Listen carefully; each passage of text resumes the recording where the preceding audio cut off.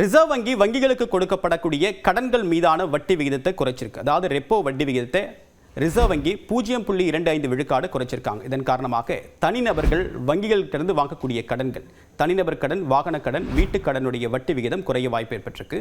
கடந்த 3 மாதங்களில் 2வது முறையாக ரிசர்வ் வங்கி இந்த ரெப்போ வட்டி விகிதத்தை குறைச்சிருக்காங்க. மொத்தமாக இது வரைக்கும் 0.50 விழுக்காடு அளவுக்கு குறைக்கப்பட்டிருக்கு.